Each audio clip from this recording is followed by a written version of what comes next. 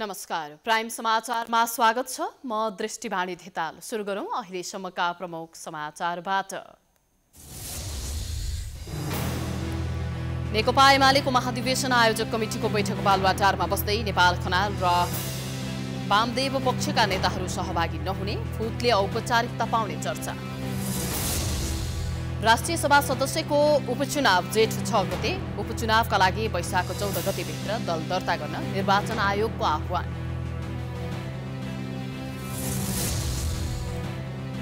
पशुपतिनाथ र गुहेश्वरीको दर्शनमा रोक, भिडभाड सहित नागरिक स्तरमा बढेको स्वास्थ्य सावधानीको व्यवस्थाका कारण कोरोना महामारीको जोखिम तीव्र बन्दै। भारतको महाराष्ट्र स्थित कोरोना विशेष अस्पतालमा आगो लाग्दा 13 जना बिरामीको मृत्यु। भारतमा कोरोना संक्रमण र मृत्युदर उच्च बनेसँगै भारत अस्ट्रेलिया उडान संख्यामा कटौती। र इन्डियन प्रिमियर लिग आइपिएल अन्तर्गत चौथो जित निकाल्दै रोयल च्यालेन्जर्स बेंगलोर शीर्ष स्थानमा, राजस्थान 10 विकेटले पराजित।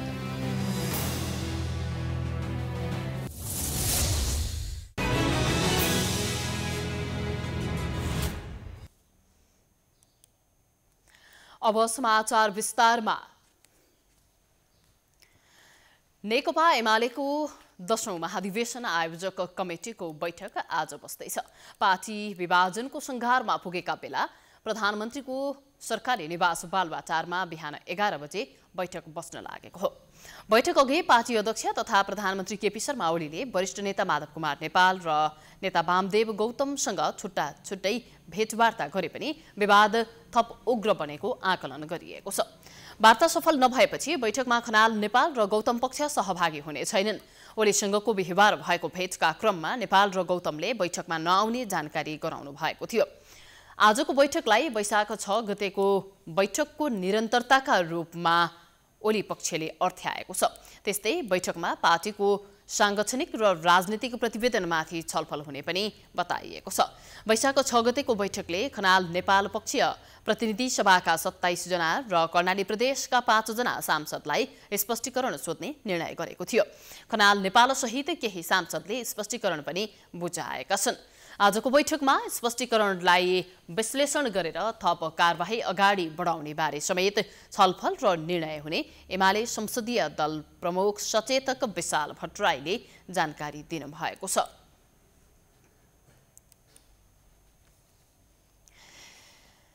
निर्वाचन आयोगले राष्ट्रिय सभा सदस्यको उपचुनावका लागि दल दर्ता गर्न आह्वान गरेको छ। निर्वाचन आयोगले संविधानको धारा 271 अनुसार दिउँसो आउँदो जेठ 6 गते हुने राष्ट्रिय सभाको उपचुनावका लागि वैशाख 14 गते भित्र दल दर्ता गर्न आग्रह गरेको हो। बागमती प्रदेशमा रिक्त एक राष्ट्रिय सभा सदस्यका लागि उपचुनाव हुन लागेको छ। राष्ट्रिय सभा सदस्य निर्वाचन ऐन अनुसार कुनै सदस्यको पदावधि 6 महिना भन्दा बढी कायम रहँदै कुनै कारणले पद रिक्त भएको 35 दिनभित्र सरकारले तोकेको मितिमा उपचुनावद्वारा पूर्ति गरिने व्यवस्था रहेको छ। नेकपा माओवादी केन्द्रबाट 2074 को चुनावमा निर्वाचित रामबहादुर थापाले दल त्याग गरेको भन्दै माओवादी केन्द्रले पद रिक्त गरिदिन सिफारिस गरे अनुसार राष्ट्रिय सभा अध्यक्ष गणेश प्रसाद तिमेल सिन्हाले थापाको पद रिक्त भएको जानकारी गराउनु भएको थियो। यही रिक्त पदका लागि उपचुनाव हुन लागेको हो। सांसद पद हटेसँगै गृहमन्त्री पदबाट मुक्त भएका थापालाई प्रधानमन्त्री केपी शर्मा ओलीले पुनः नियुक्त गर्नु भएको थियो। अनेकौं गुटमा विभाजित नेकपाका कम्युनिस्टहरूले बिहिबार कम्युनिस्ट स्थापना दिवस पनि मनाएका छन्। 2006 साल वैशाख 9 गते स्थापना भएको नेपाल कम्युनिस्ट पार्टी नेकपा अहिले झाङ्गिएर फैलिएको छ। 72 वर्ष अघि यो कम्युनिस्ट पार्टी सर्वहारा वर्गको अधिनायकत्व स्थापना गर्न गठन भएको थियो। उनीहरूको यो चाहना त अझै पूरा भएको छैन, बरु महान लक्ष्य बोकेका कम्युनिस्टहरू नै विभिन्न चिरा गुट र फुटको विवादमा फस्दै आएका छन्। भारतको कलकत्तामा डिजाइन गरिएको नेपाली कम्युनिस्ट पार्टीको इतिहासले 72 वर्ष पार गरेको छ। यो 72 वर्षमा कम्युनिस्ट विचार र सिद्धान्त मान्ने नेपालीको संख्या पनि बढेको देखिन्छ। संघीय संसदमा बहुमत प्राप्त नेकपा एमाले, नेकपा माओवादी केन्द्र, नेमकिपा र राष्ट्रिय जनमोर्चा गरी 4वटा कम्युनिस्ट पार्टीको प्रतिनिधित्व छ।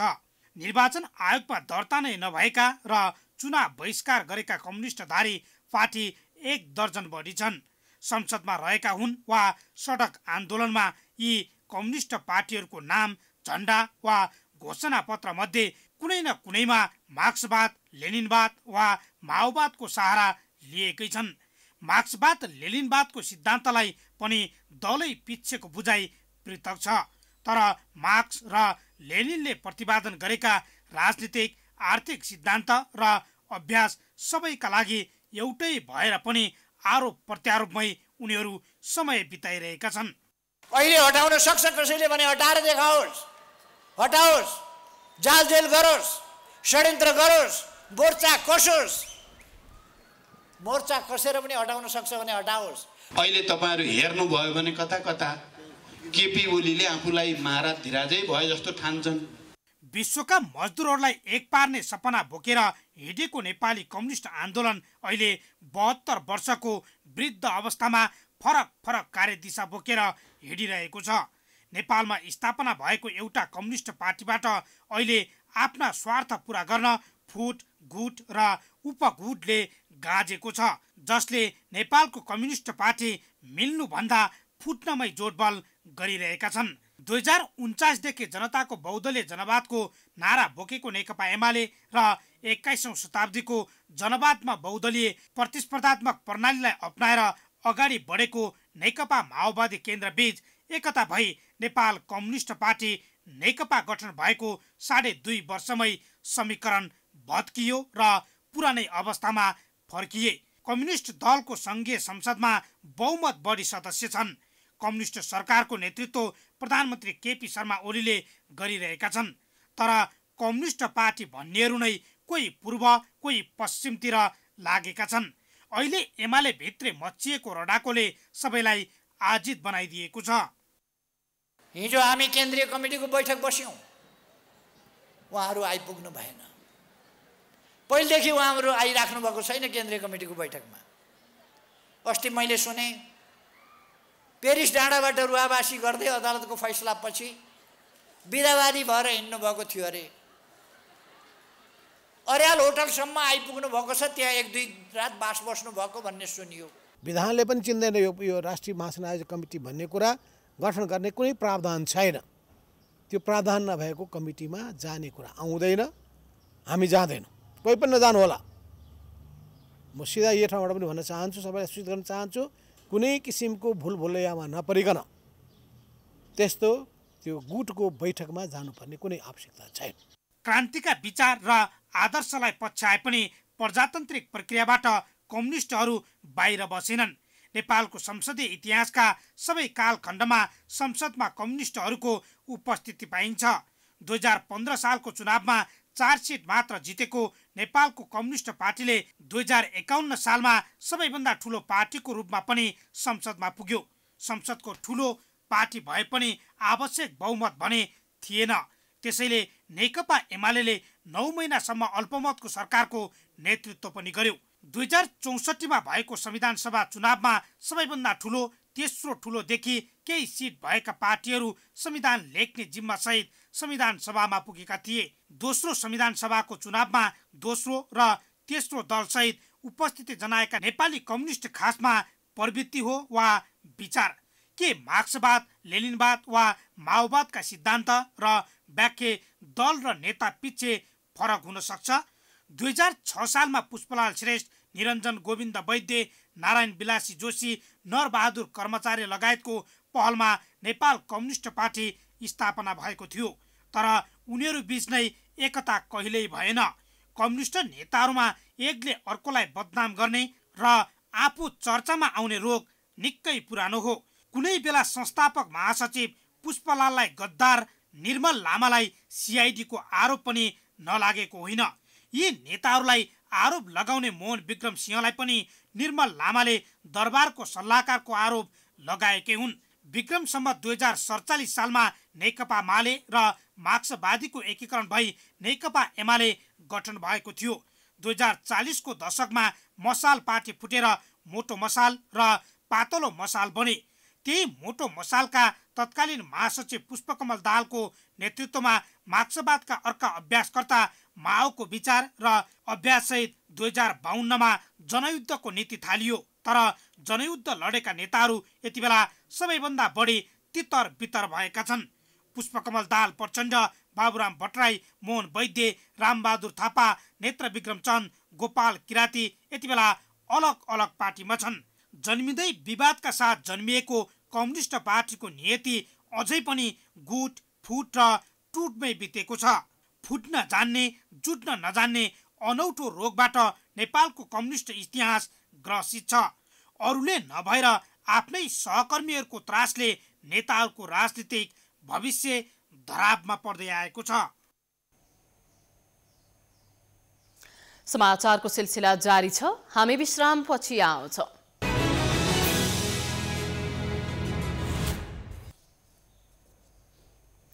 विश्रामपछि स्वागत छ। अब बाँकी समाचार।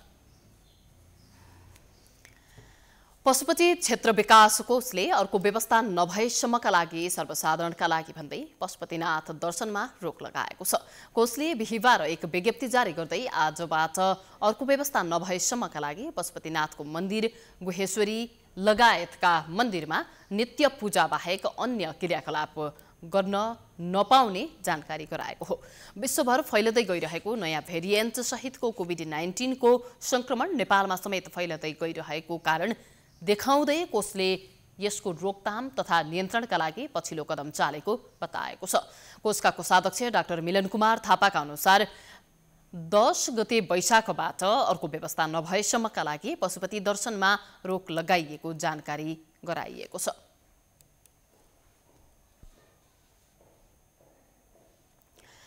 संक्रमितको संख्या, मृत्युदर दैनिक बढिरहेको छ। बढेसँगै संक्रमितको चाप बढ्दै जाँदा अस्पतालमा संरचनाले धान्न नसक्ने अवस्था आएको भन्दै सरकारवालाहरूले सचेत गराइरहेका छन्। कोभिड संक्रमणको दोस्रो लहरलाई धान्नका लागि आवश्यक तयारी पनि सरकारले पूरा गर्न सकेको छैन। सरकारले नै स्वास्थ्य प्रणालीले धान्नै नसक्ने गरी कोभिड संक्रमण बढ्न सक्ने खतरा औलाउँदै आएको छ। सावधानी अपनाउन आग्रह गरिरहेको छ। तर शहरी क्षेत्रमा संक्रमणबाट जोगिन स्वास्थ्य मापदण्ड पालना भएको पाइँदैन। राजनीतिक दलको कार्यक्रमदेखि सार्वजनिक यातायातसम्मको भिडभाड उस्तै छ। तर स्वास्थ्य मापदण्ड पालनाको प्रभावकारी अनुगमन हुन भने सकेको छैन। कोरोना संक्रमणको दोस्रो लहरको जोखिमलाई बेवास्ता गर्दै किनमेलदेखि यातायातका साधनसम्म सर्वसाधारणको चलपल बाक्लै छ। सरकारले भिडभाड नगर्न आग्रह गरे पनि त्यसको पालना भएको छैन। सर्वसाधारणले भिडभाडमा जाँदा समेत मास्क लगाएको देखिँदैन। सार्वजनिक यातायातमा यात्रा गर्नेहरूले पनि स्वास्थ्यको मापदण्ड पालना गरेका छैनन्। काठमाडौँ उपत्यकामा ट्राफिक प्रहरीले अनुगमन सुरु गरेको छ। सार्वजनिक सवारी साधनमा यात्रा गर्नेहरूले स्वास्थ्य मापदण्ड पालना गरे नगरेको अनुगमनका लागि टोली खटाइएको महानगरीय ट्राफिक प्रहरी महाशाखाले जनाएको छ। सरकारले निर्धारण गरेको मापदण्ड पालना नगर्नेलाई कारबाही गरिएको महाशाखाका प्रमुख जनक भट्टराईले बताउनुभयो। सवारी साधन चढ्दाखेरि मास्क नलाइकन चढ्न नदिने, अनिवार्य मास्क लाउनु पर्ने र त्यसलाई चाहिँ स्ट्रिक्टली पालना गराउन चाहिँ हामी लागि परेका छौँ।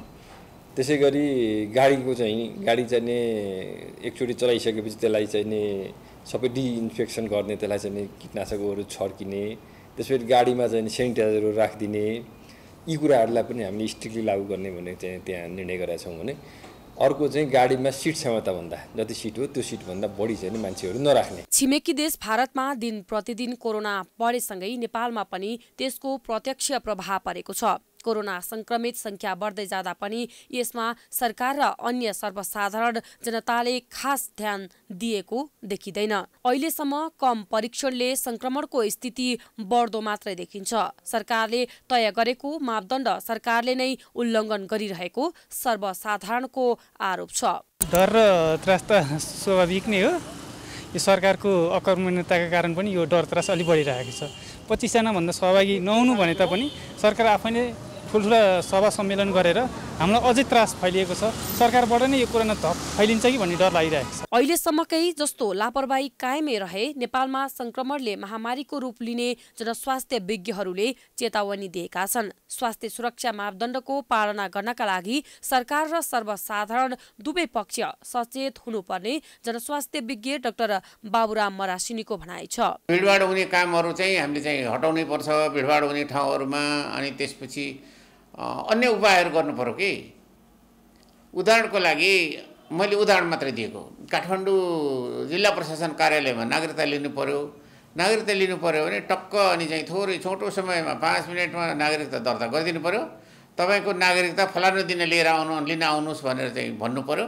अनि टक्क गएर चाहिँ अनि 5 दिनमा के अरे अनि त्यहाँ जति दिन भन्यो त्यति दिनमा गएको 5 मिनटभित्रै उहाँलाई चाहिँ नागरिकता दिएर घर पठाउनु पर्यो, फिर्ता पठाउनु पर्यो। त्यस्तो खालको व्यवस्था मिलाउन पनि सकिन्छ। किनभने त्यहाँ चाहिँ अब यो नागरिकता पासपोर्ट लिनलाई चाहिँ भौतिक उपस्थिति आवश्यकता हुन्छ होइन। त्यो अब सबै चिज अनलाइनबाट गर्ने भन्ने कुरा त्यति सम्भव छैन। मान्छेले नागरिकता जस्तो संवेदनशील कुरामा नगर्न सक्छन्, त्यो सही गर्न हिचकिचाउँछन्। त्यो यस्तो कुराहरूलाई अलिकति यसलाई सिस्टम बनाएर काम गर्ने हो भने सर्भिस डेलिभरी चाहिँमा त्यो चाहिँ यो कोरोनाको संक्रमण कम हुन्छ। अहिलेदेखि नै कडाइका साथ सतर्कता नअपनाउने हो भने केही दिनभित्रै स्थिति भयावह बन्ने निश्चित जस्तै छ। लापरवाहीले परिस्थिति झन गम्भीर हुने देखिन्छ। त्यसैले संक्रमणलाई नियन्त्रण गर्नका लागि सरकार र सर्वसाधारण दुवै पक्ष सचेत हुनुको विकल्प छैन। समाचारको सिलसिला जारी छ। हामी विश्रामपछि आउँछौँ।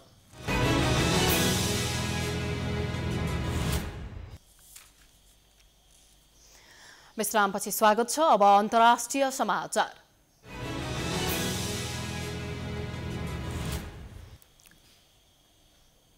भारतको महाराष्ट्रमा कोरोना विशेष अस्पतालमा आग लागे हुँदा 13 जना बिरामीको ज्यान गएको छ। भारतीय अधिकारीका अनुसार अस्पतालमा भएको आगलागीमा परेर आइसियुमा भर्ना भएका 13 जना कोरोना संक्रमितको ज्यान गएको हो। आगलागीमा घाइते भएका बिरामीलाई अर्को अस्पतालमा रेफर गरिएको छ। 2 दिन अघि मात्रै महाराष्ट्रको नासिकमा रहेको एक अस्पतालमा अक्सिजन चुहावट हुँदा 22 जना बिरामीको ज्यान गएको थियो। अस्ट्रेलियाले भारतमा कोभिड-19 संक्रमण र मृत्युदर तीव्र भएसँगै भारत अस्ट्रेलिया हवाई उडानहरू अस्थायी रूपमा कम गर्ने निर्णय गरेको छ। बिहिबार प्रधानमन्त्री स्कट मोरिसन र राज्य र क्षेत्र नेतासहितको राष्ट्रिय क्याबिनेट बैठकले भारतबाट हुने हवाई उडानमा 30% सम्म कमी गर्न पर्ने निर्णय गरिएको बताइएको छ। भारत जस्ता उच्च जोखिम भएका देशहरूको यात्रुहरूले उडान गर्नुभन्दा अगाडि 72 घण्टा पहिले आफूलाई कोभिड संक्रमण नदेखिएको रिपोर्ट पेश गर्नुपर्ने पनि बताइएको छ। अब खेलकुद समाचार।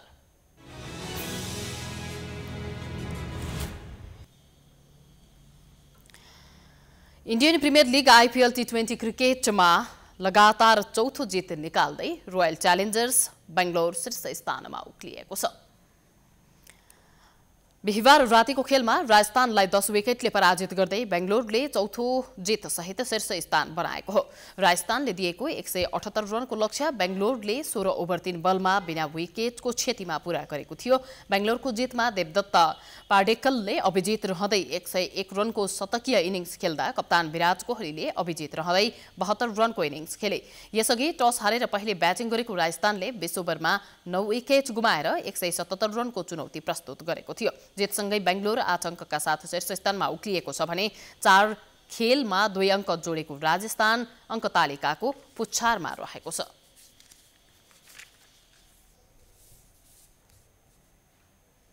यो सँगै हामी समाचारको अन्त्यमा आइपुगेका छौं। जाँदा जाँदै प्रमुख समाचार पुनः एकपटक। नेकपा एमालेको महाधिवेशन आयोजक कमिटिको बैठक बालुवाटारमा बस्दै नेपाल खनाल र वामदेव पक्षका नेताहरू सहभागी नहुने फोटोले औपचारिकता पाउने चर्चा। राष्ट्रिय सभा सदस्यको उपचुनाव जेठ 6 गते, उपचुनावका लागि वैशाख 14 गते भित्र दल दर्ता गर्न निर्वाचन आयोगको आह्वान। पशुपतिनाथ र गुहेश्वरीको दर्शनमा रोक लगाइयो। भीडभाड सहित नागरिक स्तरमा बढेको स्वास्थ्य सावधानीको व्यवस्थाका कारण कोरोना महामारीको जोखिम तीव्र बन्दै। भारतको महाराष्ट्र स्थित कोरोना विशेष अस्पतालमा आग लागे हुँदा 13 जना बिरामीको मृत्यु। भारतमा कोरोना संक्रमण दर र मृत्युदर उच्च बनेसँगै भारत अस्ट्रेलिया उडान संख्यामा कटौती। र इन्डियन प्रिमियर लिग आइपिएल अन्तर्गत चौथो जित निकाल्दै रोयल च्यालेन्जर्स बेंगलोर शीर्ष स्थानमा, राजस्थान 10 विकेटले पराजित।